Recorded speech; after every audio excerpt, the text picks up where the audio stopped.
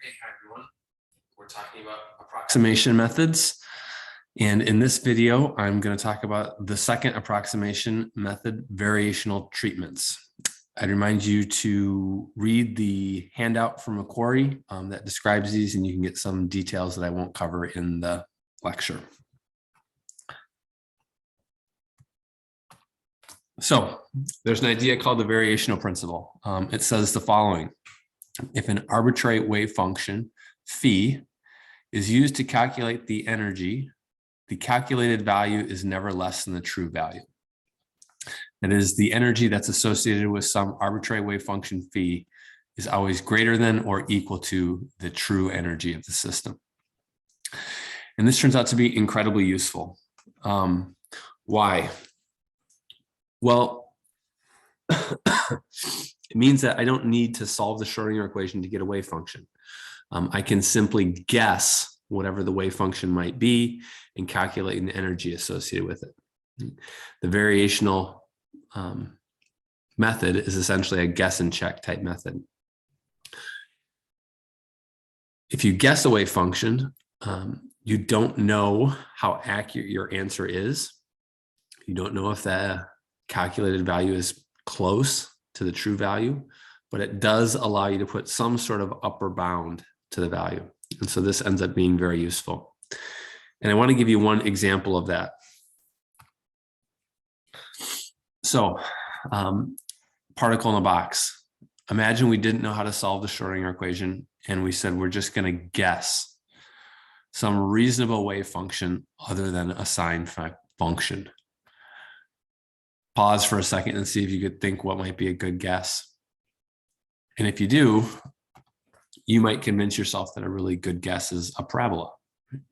The blue curve here is the true wave function, the sine function.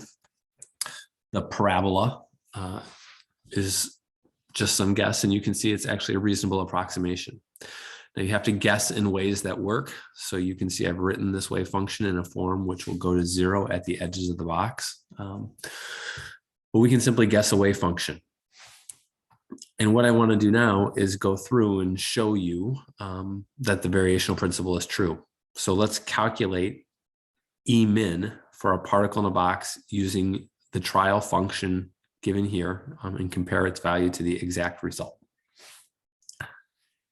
Here's how this works. If I were to calculate an expectation value associated with energy, I would get the following equation. Remember that the Hamiltonian operator is the operator associated with the total energy. And this would be the definition you would anticipate using our traditional postulates of quantum mechanics.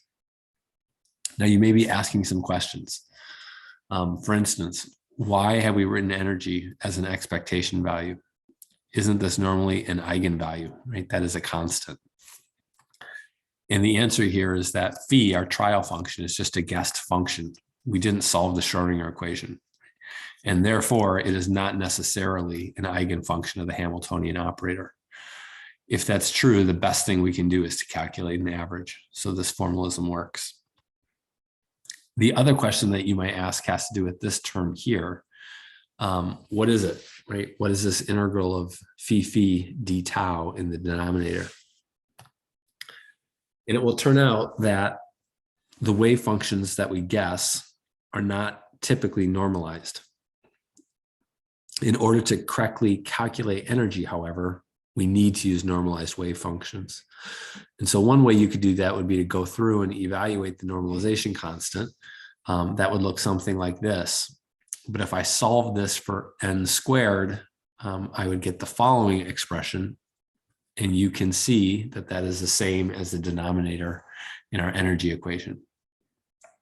So this term, integral of phi star phi d tau, is simply the square of the normalization constant. It's another way to think about normalizing the wave function.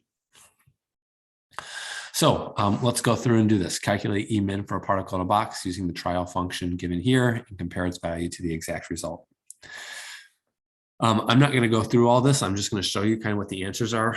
I would encourage you to go back and do these. The first term we're going to evaluate is the denominator, integral of phi d tau. And if I plug in what I mean by these expressions, I get the following.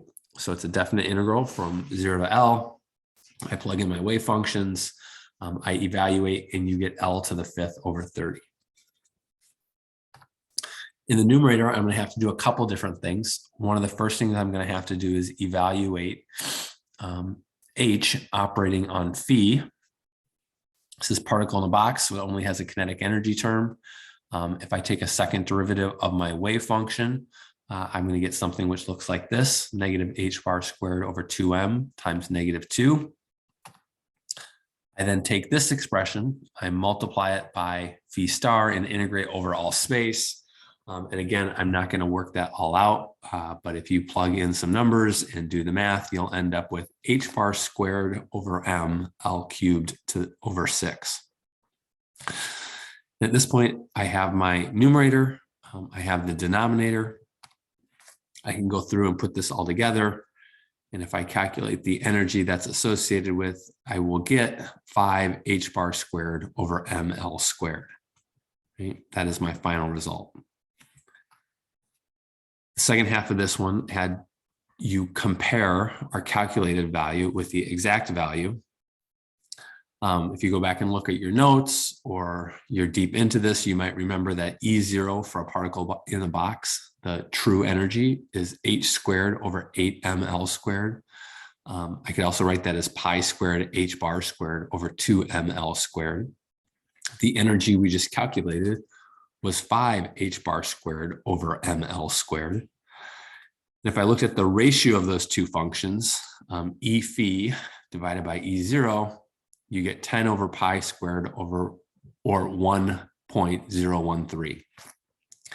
In other words, the energy that was associated with my trial function was 1% bigger than the true energy. And this exemplifies that the variational principle holds. Right? Our calculated energy is greater than the true energy, and the universe all hangs together. So I'm going to end here, and in the next video, I'll show you how we can use this in a more clever way to calculate some more interesting things.